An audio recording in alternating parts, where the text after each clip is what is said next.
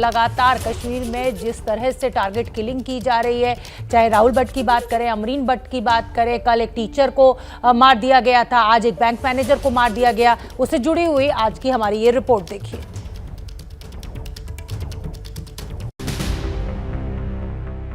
कश्मीर में एक और टारगेट किलिंग, 2 दिनों के भीतर हिंदुओं की दूसरी टारगेट किलिंग। इलाका एक ही है, कुलगाम। 31 मई को कुलगाम में ही स्कूल टीचर रजनी वाला को स्कूल में घुसकर गोली मारी गई। उस वक्त स्कूल में 70 से ज्यादा बच्चे भी मौजूद थे। तो आज कुलगाम के इलाकाई देहाती बैंक के भीतर बैठे मैनेजर विजय कुमार को बिल्कुल नजदीक से गोली मारी गई। विजय कुमार को अस्पताल पहुंचाया गया, लेकिन उनकी जान नहीं बच सकी। विजय कुमार राजस्थान के हनुमानगढ़ के रहने वाले थे। विजय कुमार की उम्र सिर्फ 35 साल थी। विजय कुमार की शादी महज 4 महीने पहले हुई थी। विजय के पिता सरकारी स्कूल में टीचर हैं। राजस्थान के मुख्यमंत्री अशोक गहलोत ने भी इस हत्या की निंदा की है। ट्विटर पर विजय कुमार की हत्या की निंदा करते हुए केंद्र सरकार से नागरिकों की सुरक्षा पक्की करने की अपील की। कहा, नागरिकों की इस तरह हत्या बर्दाश्त नहीं की जाएगी। जम्मू कश्मीर पुलिस के मुताबिक विजय कुमार के हत्यारे आतंकी की तलाश के लिए पूरे इलाके को कॉर्डन ऑफ कर दिया गया है। सरकार का काम है वहां पर काम करना और देखना कि हालात जो ठीक हो। इसका मतलब वीकनेस है, the government has failed to take situation under control and protect Kashmiri Pandits and other minority community people in Kashmir. उनका काम है ये। लेकिन सवाल है कि कश्मीर में बढ़ती इन किलिंग का टारगेट क्या है? तो सवाल सरकार की कोशिशों पर भी उठ रहे हैं। जम्मू कश्मीर में तनाव बढ़ रहा है और खासकर कश्मीरी पंडित समेत हिंदू समुदाय के लोग अपनी सुरक्षा के लिए सड़कों पर उतर रहे हैं।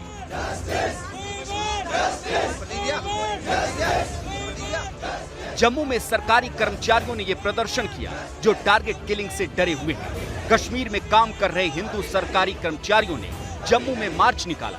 इनके मुताबिक पिछले 15 सालों में घाटी में ऐसा माहौल नहीं देखा। यही बात अब बीजेपी के नेता भी कबूल कर रहे हैं और विपक्ष भी कि आतंक के आका कश्मीर घाटी में फिर से 80 और 90 के दशक वाला खौफ कायम करना चाहते हैं।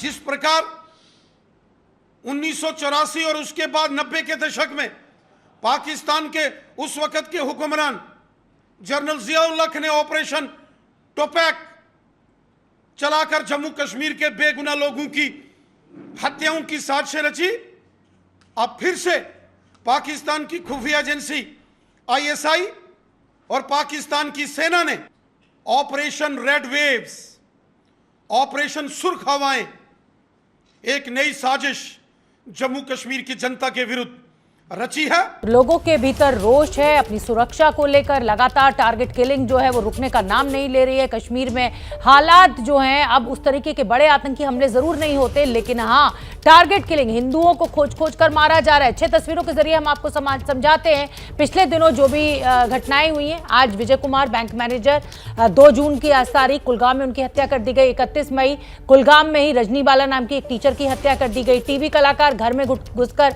25 मई को उनको गोली मारी गई अमरीन भट्ट। 24 मई को श्रीनगर में सैफुल्लाह कादरी एक कांस्टेबल है, उनको मारा गया। रियाज अहमद कांस्टेबल 13 मई को उनकी हत्या की गई। 12 मई 2022 को बड़गाम में राहुल भट्ट जो कि सरकारी कर्मचारी थे, उनकी हत्या की गई। तो लगातार टारगेट किलिंग का काम चल रहा है। देश की जो कश्मीर घाटी है वहां पर आसिफ कुरैशी मेरे सहयोगी ज्यादा जानकारी लिए हुए जुड़ रहे हैं। आसिफ कुरैशी, लगातार रोज ही मेरी और आपकी बात हो रही है ऑन एयर और बात वही टारगेट किलिंग को लेकर हो रही है। ये एक बहुत बड़ी चिंता का सबब बनता जा रहा है जिस तेजी के साथ ये मामले बढ़ रहे हैं और खासतौर पर एक जिसे कहा जाए समुदाय विशेष को निशाना बनाया जा रहा है। बिल्कुल शोभना, देखिए इस बात का अंदेशा बहुत पहले से लगाया गया था कि मिलिटेंट जो बहुत समय तक काफ़ी हद तक खामोश रहे थे, कोई कार्रवाई नहीं कर रहे थे, वो कोई नई स्ट्रेटजी बना रहे हैं। 2019 में अगस्त 2019 में 370 हटने के बाद जो ऑपरेशन ऑल आउट चलाया गया था, बड़ी संख्या में मिलिटेंट्स का उसमें मार गिराया गया और यही माना जाने लगा था अब कि मिलिटेंट्स बिल्कुल बैकफुट पे हैं और कुछ ही समय के भीतर मिलिटेंसी को पूरी तरीके से समाप्त कर दिया जाएगा। लेकिन जो मिलिटेंट्स ने रणनीति अपनाई थी वो ये थी कि हर गांव, हर शहर में नए नए रिक्रूट किए गए थे जिनके हाथ में हथियार नहीं थे, जिनको सुरक्षा बलों की तरफ से हाइब्रिड मिलिटेंट का नाम दिया गया था। और अब इन्हीं मिलिटेंट्स के जरिए जो मिलिटेंसी की कार्रवाई है, जो टारगेट किलिंग्स हैं, वो करवाई जा रही है।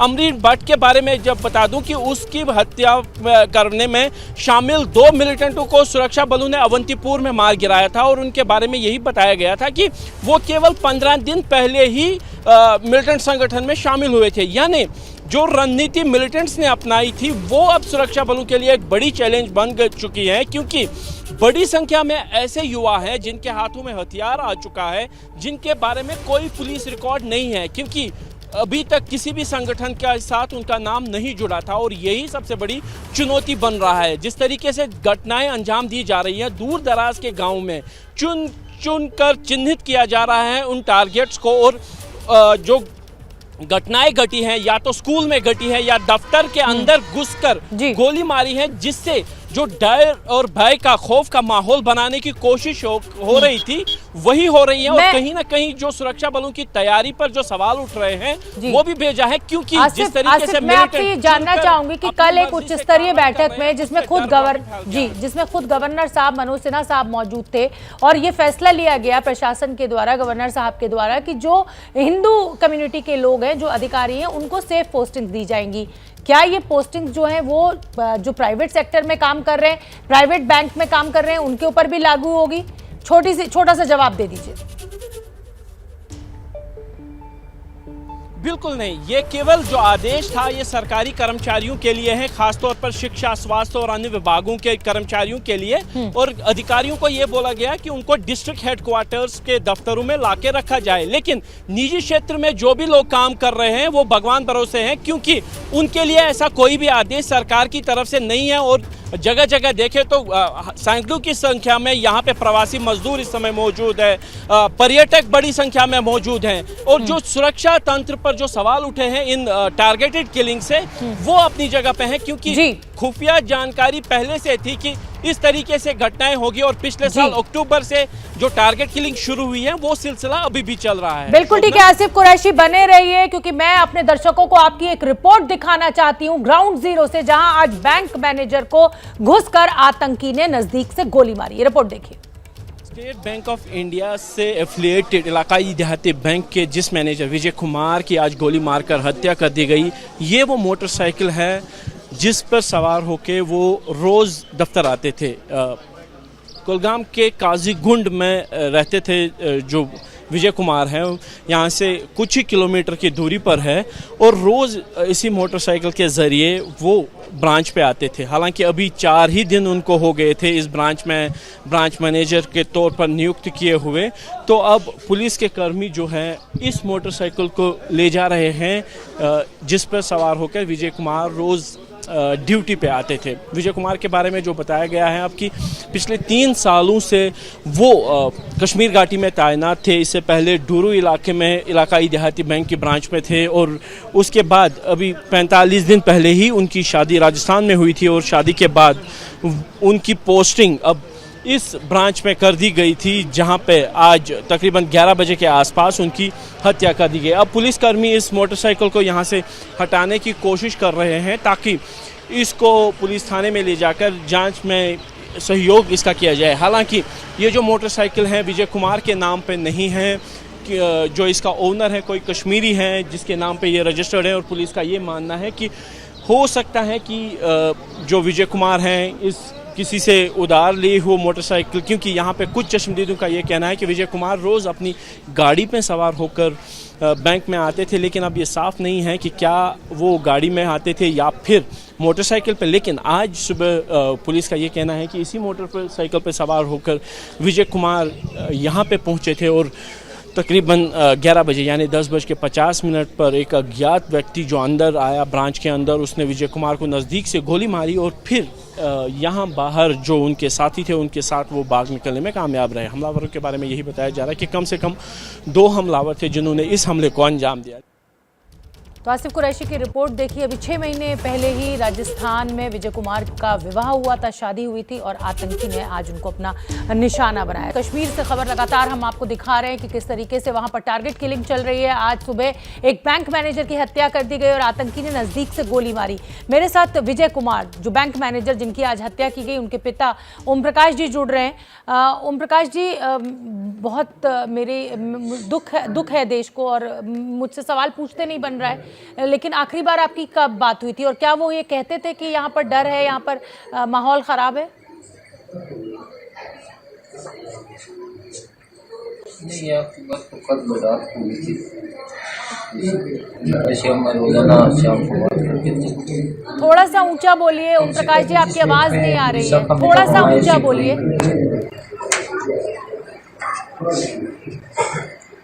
उनसे कल ही बात हुई थी रात को। अब से पहले किसी जिस शाखा में था वहाँ ऐसी कोई उसके मन में भय नहीं था, न कोई चर्चा होती थी। अभी जस्ट उनका ट्रांसफर हुआ था, 3 दिन पहले इसी ब्रांच में गया है। इस ब्रांच का अभी उनको कोई किसी प्रकार की सूचना मिली नहीं, किस प्रकार का रहन सहन कैसा एरिया है। वो पहले वाली जगह से ही लॉकडाउन करता था।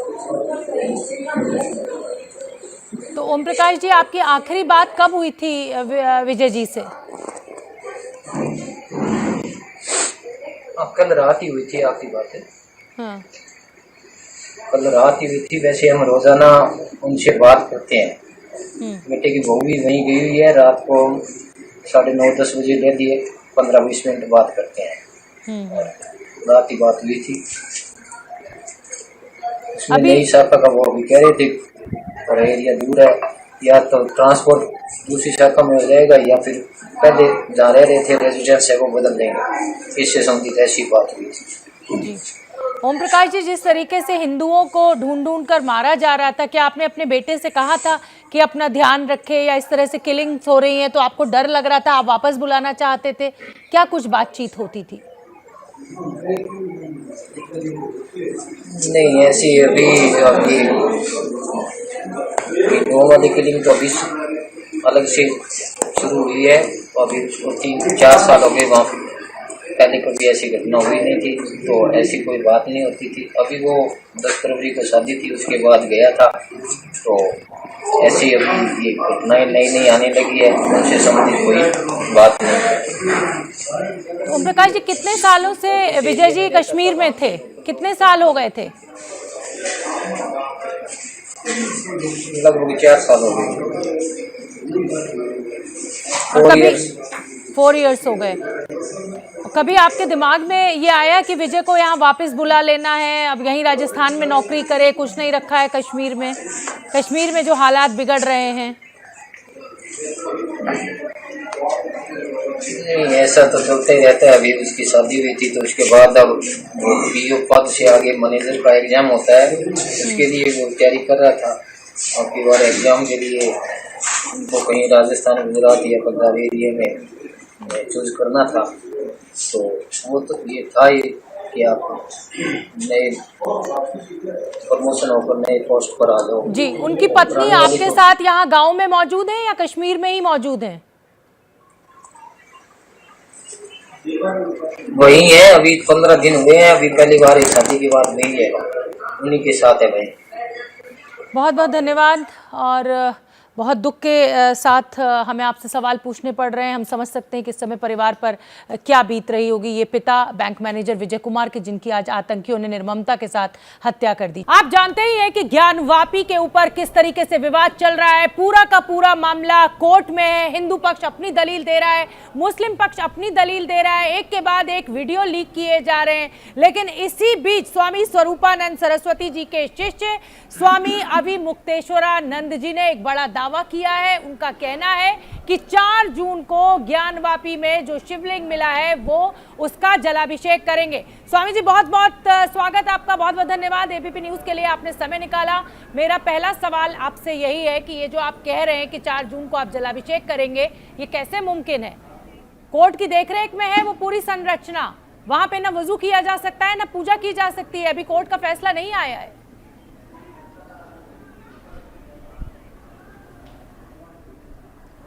देखिए, हमारी मजबूरी ये है जी कि वजू तो कहीं भी किया जा सकता है, लेकिन जहाँ पर देवता की मूर्ति हो वहाँ पर पूजा अनिवार्य है। तो जब हमारे संज्ञान में आ गया कि वहाँ पर देवता विराजमान हैं, प्रकट हो गए हैं, तो अब हम उनकी पूजा करना हमारे लिए अनिवार्य है, हमारी धार्मिक बाध्यता है। इसलिए हमको तो जाना ही पड़ेगा और करना ही पड़ेगा। लेकिन धार्मिक बाध्यता से ऊपर जो है वो देश का संविधान, देश का कानून, देश की अदालतें हैं। जो भारत का संविधान है उसमें स्पष्ट रूप से ये कहा गया है कि धार्मिक जो बाध्यताएं हैं आपकी, जो धार्मिक आपके मूलभूत अधिकार हैं, मान्यताएं हैं, उनको अगर किसी को बाधा वो नहीं पहुंचा रहे हैं तो उनको पूरा करने में पूरी छूट है प्रत्येक नागरिक को। तो हम ऐसा कोई कार्य नहीं करेंगे जिससे कोई तकलीफ हो किसी को, हम केवल अपनी पूजा करना चाहते हैं। लेकिन मुस्लिम पक्ष ये मानने को तैयार नहीं है ना कि वो शिवलिंग है। ये दावा आप कर रहे हैं और अभी कोर्ट से ये तय नहीं हुआ है। अभी जो रिपोर्ट्स कोर्ट के सामने है उससे ये तय नहीं हुआ है कि वो शिवलिंग है। ये दावा आप कर रहे हैं, हिंदू पक्ष कर रहा है।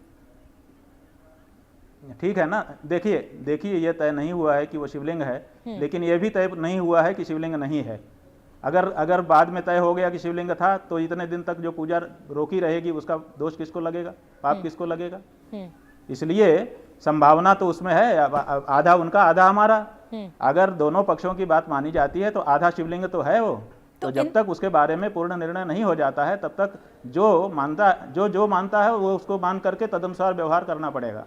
हम अगर शिव मानते हैं उनको तो हमको पूजा करते रहना पड़ेगा, नहीं तो मुसलमान ही कल को कोर्ट में खड़े होकर के बहस करेंगे कि तुम शिव शिव कहते हो, तुमने कितनी बार पूजा की, कितनी बार प्रयास किया पूजा का, तब हम क्या कहेंगे? इसलिए हमको तो अगर हम उनको शिव मानते हैं तो शिव मान करके हमको व्यवहार करना पड़ेगा। लेकिन स्वामी जी अभी तो ये फैसला कोर्ट से आया ही नहीं है। आपकी धार्मिक बाध्यता कुछ भी हो, लेकिन उससे सौहार्द बिगड़ सकता है, दोनों समुदायों के बीच कलेश हो सकती है, झगड़े हो सकते हैं। इसलिए कानून का ध्यान भी तो रखना पड़ेगा ना। जब आपने देखिए, सुनिए, राम मंदिर का निर्माण कब शुरू हुआ? जब सुप्रीम कोर्ट ने यह आदेश दे दिया कि भाई यहाँ राम मंदिर का निर्माण किया जाए, तभी किया गया ना। अब जब तक कोर्ट ये आदेश नहीं देगा कि यहाँ पर पूजा पाठ की जाए, तब तक आप कैसे वहां पर पूजा पाठ कर सकते हैं? तो एक तरीके से आप कानून तोड़ने की बात कर रहे हैं ना स्वामी जी। देखिए सुनिए आप पूरी बात। आपने राम जन्मभूमि का उदाहरण दिया। राम जन्मभूमि का मुकदमा का फैसला 9 नवंबर को आया। उसके पहले पूजा वहां हो रही थी, जब दौराने मुकदमा भी पूजा हो रही थी। और जब 1983 में ताला खोला गया, ताला खोलने के पहले भी ताले के बाहर से लोग पूजा करते रहते थे, पूजा में कभी रोक नहीं रही। ताला नहीं खुला था, ताला के बाहर ही फल फूल चढ़ाते थे लोग। फिर बाद में उसमें 93 में उमेश पांडे ने ताला खोलने का आदेश कर दिया। फिर ताला खुल गया, फिर पुजारी भगवान के पास तक पूजा की सामग्री ले जाने लगा, चढ़ाने लगा। तो पूजा थोड़े कभी किसी दिन एक दिन भी रोकी गई, पूजा तो निरंतर होती रही। तो जैसे ताला बंद था, ताला बंद होने पर ताले के बाहर पूजा की सामग्री रखते थे, वैसे ही ताले के बाहर हम भी पूजा की सामग्री रखेंगे। क्या दिक्कत है? ऐसे ही कीजिए। ये तो राम मंदिर का उदाहरण आपने दिया, वहां पर हो चुका है। आपने खुद ये मान लिया ना कि ताला जब तक कोर्ट की तरफ से नहीं खुला तब तक आप बाहर पूजा अर्चना करते थे, फूल चढ़ाते थे, कीजिए ना। लेकिन उस संरचना के अंदर भीतर आप ज्ञानवापी में नहीं जा सकते। तो बस स्वामी जी, मैं भी आपसे यही कह रही हूँ कि आपको जो पूजा अर्चना करनी है वो आप बाहर बैठ के कीजिए ना। उस संरचना पे आप जलाभिषेक नहीं कर सकते। ये इसकी इजाजत नहीं दी गई है अभी। भाई नहीं, देखिए इजाजत की जरूरत नहीं है पूजा पाठ के लिए। भारत में ऐसा कोई कानून नहीं है कि कोई पूजा पाठ करना चाहे तो इजाजत ले। बिल्कुल है, ये है पूजा पाठ हमारा अधिकार है, हम पूजा पाठ करेंगे। और जब हम जाना चाहेंगे जहां तक, अरे भाई आप समझना नहीं चाहती हैं। हमने आपको उदाहरण बताया, आप ही की दिए गए उदाहरण में, कि हम पूजा करने के लिए जाते थे, ताला बंद था कोर्ट के आदेश से राम जन्मभूमि में, तो ताले के बाहर ही से पूजा समर्पित करके आ जाते थे। तो लेकिन जाते तो थे, हम ताले के बाहर रखने के लिए थोड़े जाते थे अंदर रखने के लिए। लेकिन चूंकि वहां ताला सरकार का लगा हुआ था, कोर्ट के आदेश से लगा हुआ था, तो ताले तक पहुंच करके अपनी पूजा समर्पित करके आ जाते थे। स्वामी जी, तो हम तो ये कह रहे हैं, हम तो ये प्रैक्टिस कर चुके हैं पहले। स्वामी जी, आप मेरी बात समझने की इसमें किसको दिक्कत हुई? आप मेरी बात हमने समझ लिया। वो जो तालाब है जहाँ पर ये शिवलिंग होने की बात आप अच्छा समझाइए, हम आपके बात को समझने की कोशिश करते हैं। सुनिए ना, जहां पर ये तालाब है, जहां पर ये शिवलिंग मिला है, वो अभी प्रतिबंधित इलाका है। एक तरीके से उस इलाके पे कोर्ट ने ताला लगा दिया है। आपको जो पूजा पाठ करनी है, जो जलाभिषेक करना है, वो आप ज्ञानवापी के परिसर से बाहर कुछ भी कीजिए, कोर्ट को कोई दिक्कत नहीं है, कोई इनकार नहीं है। लेकिन आप ये कह रहे हैं कि आप शिवलिंग पे करेंगे तो ये मुमकिन नहीं है। मैं ये कह रही हूं आपसे भाई हम जो है शिवलिंग का ही करने के लिए जाएंगे, और जब वहां पर सरकार का आदमी, कोर्ट का आदमी कहेगा कि यहीं तक जा सकते हैं, तो उसके आगे पर हम कैसे जाएंगे? हम कानून तोड़ के, ताला तोड़ के थोड़े चले जाएंगे। बस यही मैं सुनना चाहती थी कि आप कानून नहीं हम जाएंगे शिवलिंग पर अभिषेक करने के लिए। ठीक है, ठीक है, मतलब आप ये कह रहे हैं तोड़ेंगे, बिल्कुल साफ बात है। बिल्कुल, मैं यही कानून के आदर करने वाले लोग हैं। बिल्कुल, मैं आपसे यही समझना चाहती थी कि आप दावा कर रहे हैं कि भाई मैं जलाभिषेक करूंगा शिवलिंग का, वो प्रतिबंधित इलाका है, वो कानूनी तौर से एक तरीके से उस पर ताला लगा दिया गया है, तो इसका मतलब आप ये कह रहे हैं कि आप जलाभिषेक करने निकलेंगे जरूर, लेकिन जहां आपको कानून या पुलिस रोक देगी उसके आगे आप जबरदस्ती नहीं करेंगे, नहीं जाएंगे। अच्छा स्वामी जी, मैं एक बात और जबरदस्ती कैसे कर सकते हैं? कानून का आदर करते हैं हम लोग। ठीक है, चलिए, ये अच्छी बात है, ये बहुत अच्छी बात आपने कही स्वामी जी। अब मैं ज्ञानवापी के विवाद पर भी बात करना चाहती हूँ। ज्ञानवापी में जिस तरीके से शिवलिंग प्रकट होने की बात की जा रही है, हिंदू पक्ष कह रहा है कि साहब ताजमहल जो है वो तेजः महालय है, कुतुब मीनार जो है वो विष्णु स्तंभ है। अगर इस तरीके के एक के बाद एक हिंदू पक्ष इस तरीके से दावे करता रहेगा, हो सकता है कि आक्रांताओं ने कुछ किया हो, लेकिन अब 500 साल उस काम को बीत चुका है, तो क्या आपको नहीं लगता कि समाज की शांति खराब होगी इससे? नहीं, ऐसा है, समझिए बात को। 500 साल बाद भी आक्रांताओं द्वारा किए गए अत्याचार को लोग भुला नहीं पाए हैं। इसका मतलब है कि आने वाले 500 साल और भी बिता दिए जाएं इसी तरह से यथास्थिति बनाए रख करके, तब भी ये अत्याचार भूलेंगे नहीं। इसके बारे में दोनों समुदायों को मिल बैठ करके ही निर्णय करना पड़ेगा। एक बार अगर दोनों समुदाय मिल बैठ करके सौहार्दपूर्ण वातावरण में इन मसलों के बारे में चर्चा कर लें, तो सदा सदा के लिए यह मसला समाप्त हो जाएगा।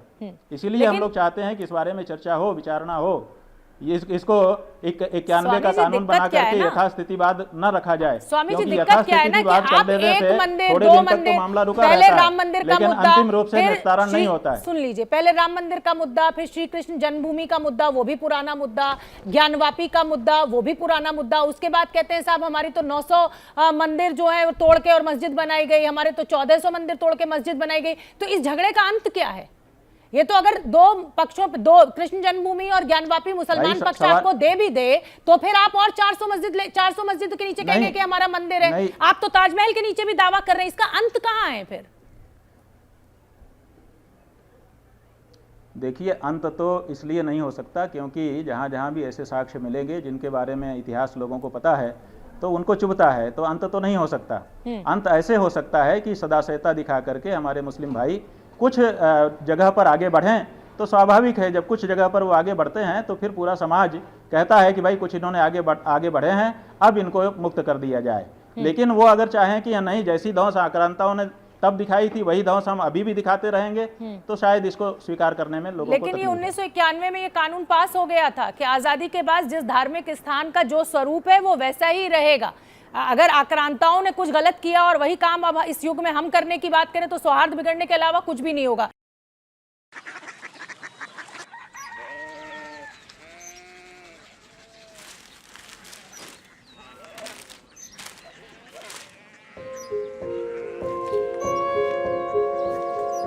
बाबा, बाबा, कोरिया सिटी जानिए ना?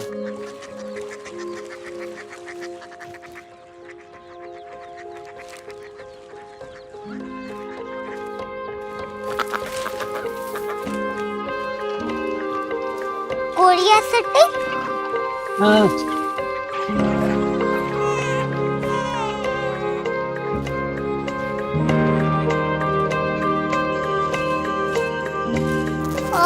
कोरिया सिटी कहाँ पे है? शहर अंग्रेजी लगे हैं।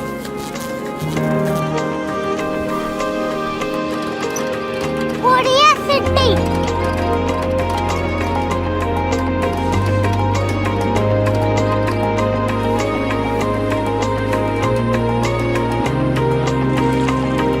वो बहुत दूर है।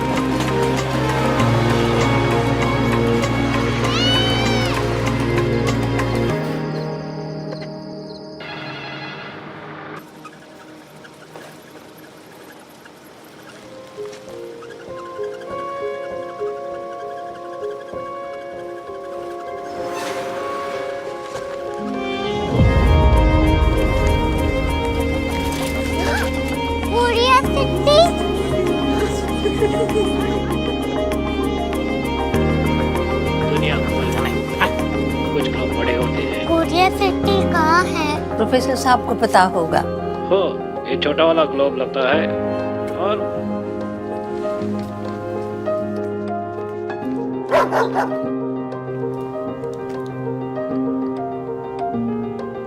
पता नहीं, मेरी बेटी से जाके मिल लो, शायद उसे मालूम हो।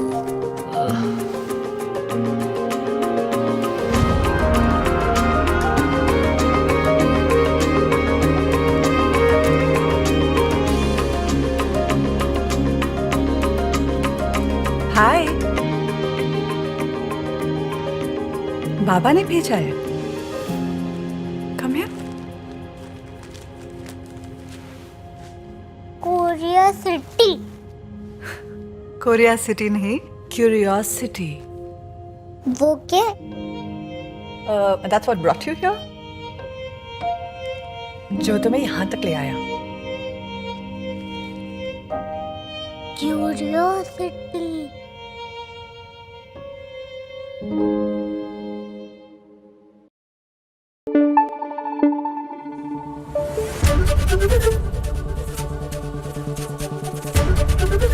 एबीपी न्यूज आपको रखे आगे।